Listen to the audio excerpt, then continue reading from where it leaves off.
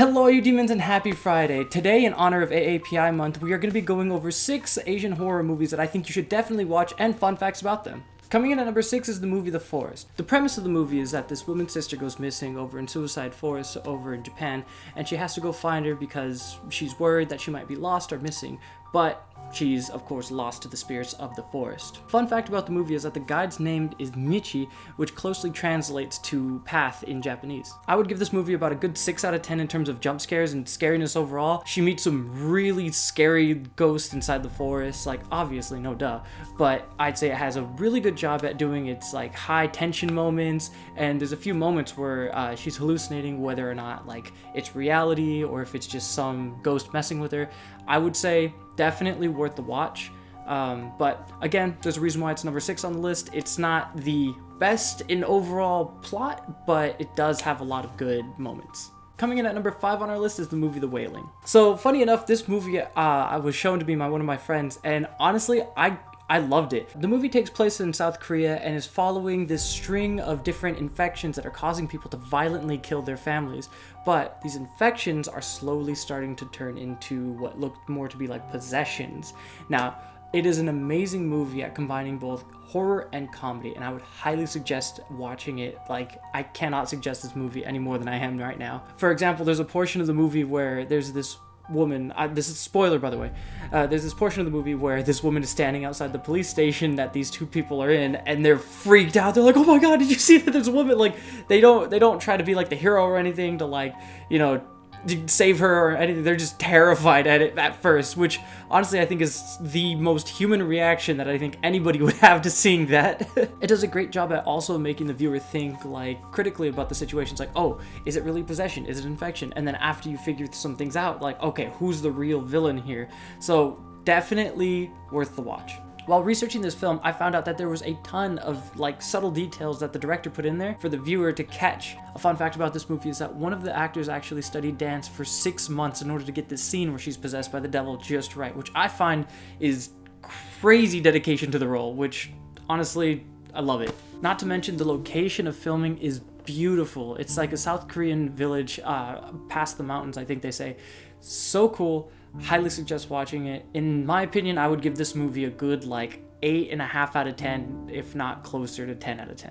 Alright, coming in at number 4 on our list is the movie The Ring. Okay, so I had to add this one because of how crazy the facts about this movie were. I'm gonna give kind of a brief summary of this whole thing because I understand, like, every horror movie person really knows this, and if you don't know it from horror movies, you know it from Dead by Daylight. There's a tape that you watch, and you got 7 days to live, and at the end of the 7 days, the little girl in the tape comes and gets you. But I bet you guys didn't know that as an ad campaign, these crazy directors decided to play the tape. You know, the tape in the movie with all those crazy jump scares and stuff, they played it at like 2 a.m. on TV when nobody was watching, but, you know, maybe some unlucky kids like me who were up really late, and they just played it.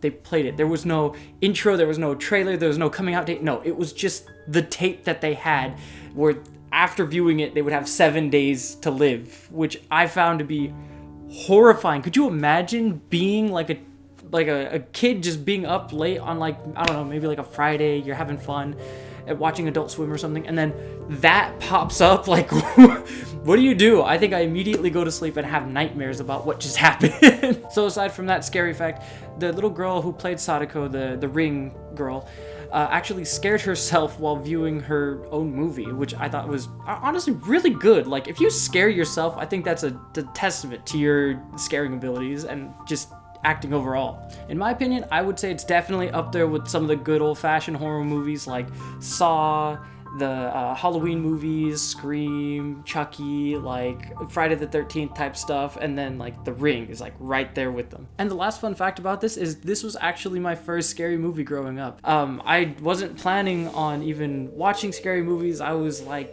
what, 5 years old, and I walk in the room and they're like, hey, you want to watch a scary movie with us? And of course, like, you know, any kid would, they said, yeah, sure. Horrified, terrified. That movie scared the crap out of me. But definitely not as bad as American Werewolf in London, as I'm sure a lot of you know. Coming in at number 4 on the list is the movie The Host. So as a quick synopsis of the movie, a careless mortician decides to pour formaldehyde down the drain, which gets into the main water system and creates this weird creature thing that goes on a killing rampage in South Korea.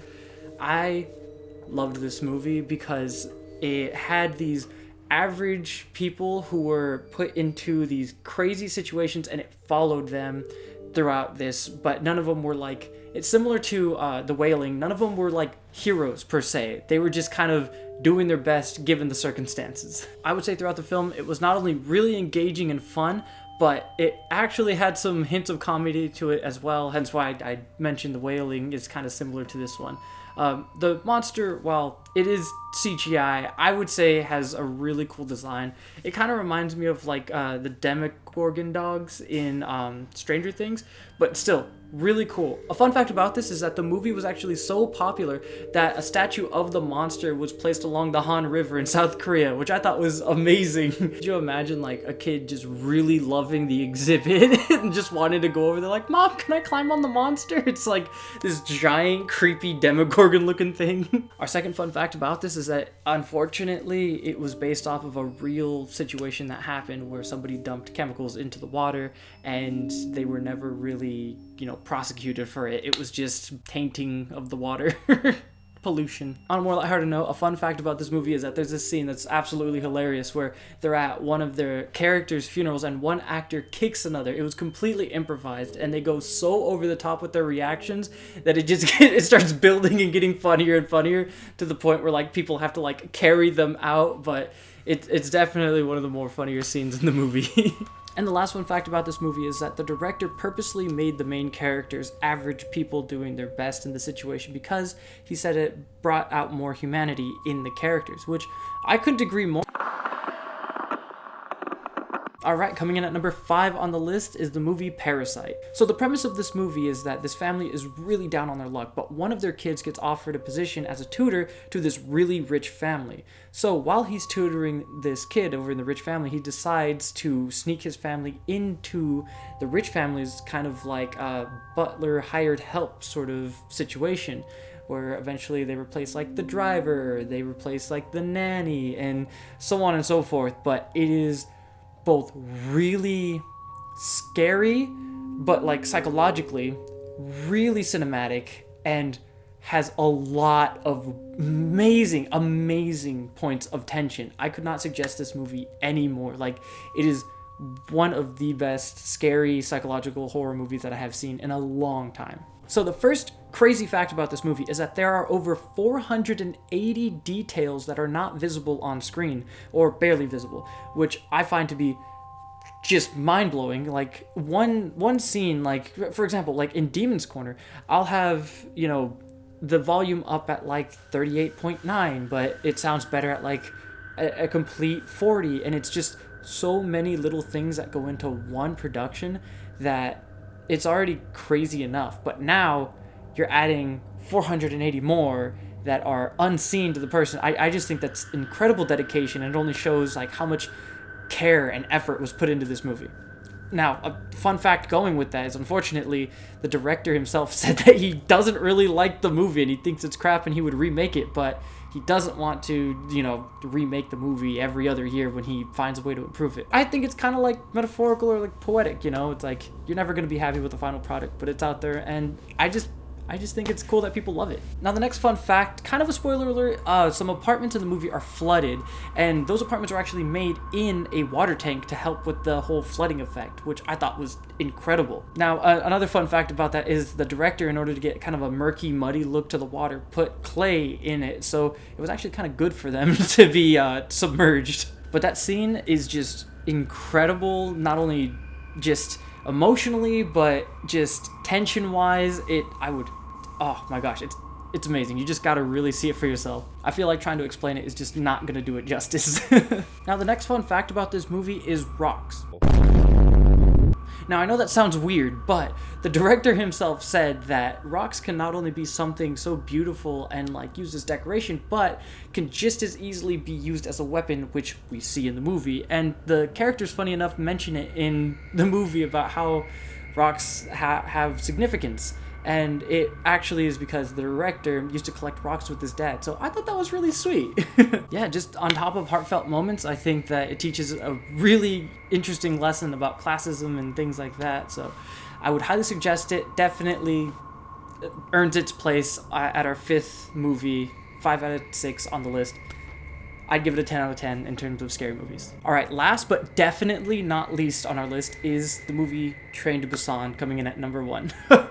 Oh my goodness, I love this movie so much. So the premise of this movie is that these people are, you know, surprise, surprise, catching a train to Busan, but during that whole thing, there is a zombie outbreak. Now, you can imagine the chaos that ensues with that, but oh my goodness, it is so great in terms of emotional, just action, tension. It has a heart-wrenching scene. Like, this movie is it. Prepare yourself. The ending will have you in tears. I guarantee it. It's hard, but I highly suggest the movie. It is amazing. Now, the fun fact about this movie is that there is a prequel to it called Seoul Station. I think I'm pronouncing that right. I hope I am. But it's supposed to explain the events that happened the day before Train to Busan, the movie, takes place. So I thought that was really interesting. I haven't seen that one, but I definitely need to. The next fact about this movie is that there is a remake coming out that is an American version called Train to New York. Now, you guys know the original here at Demon's Corner is going to be Train to Busan. That one is the one you should watch. But I'm interested to see where they're going to go with this Train to New York idea. Hopefully it's not just ripping the ideas straight from them, like, you know, plot and all. Because honestly, I'm not gonna have the same feelings toward that one as I do to this beautiful work of art.